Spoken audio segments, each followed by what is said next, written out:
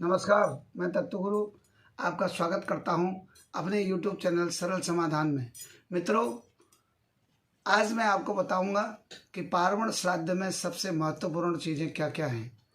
मित्रों, इसमें सबसे महत्वपूर्ण है तिल, जौ, कुशा, शहद और शुद्ध पका हुआ भोजन, और साथ ही साथ गाय का दूध, दही, और साथ में उस कर्म को संपादित कराने वाले योग्य ब्राह्मण, श्रोत्रिय ब्राह्मण यानी कि अपने पुरोहित, और साथ ही साथ अगर पुरोहित अनुपस्थित हों तो जो दोनों समय गायत्री मंत्र जपते हों ऐसे ब्राह्मण की उसमें आवश्यकता है, और साथ में एक गौ माता।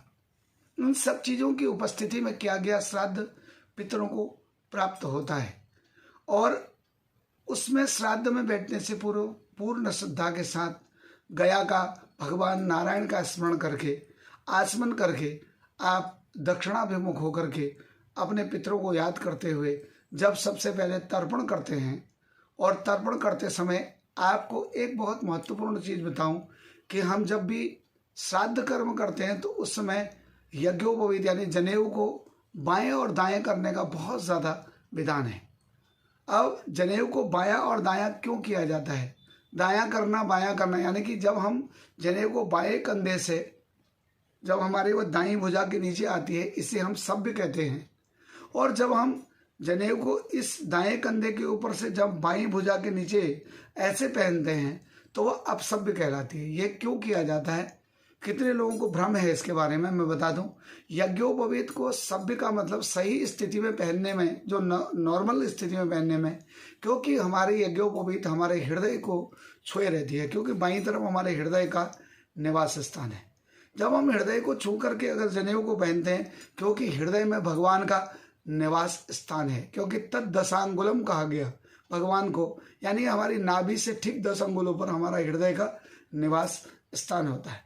परंतु हृदय में भगवान का निवास स्थान है। जब हम ऐसे जनेऊ पहनते हैं दाएं कंधे से बाएं हाथ के नीचे, तो उस समय हमारी जनेऊ हमारे लीवर यानी कि हमारी यकृत को छूती हुई जाती है, और यकृत में हमारे पितरों का निवास स्थान होता है, क्योंकि इसीलिए हमारे वहाँ संतान को हमारे जिगर का टुकड़ा, जिगर माने यकृत होता है, यानी कि हमारी जनेऊ जब यकृत को छूती हुई जाती है तो यानी कि हम पितृपक्ष का कार्य कर रहे हैं, यानी पितरों को टच कर रहे हैं।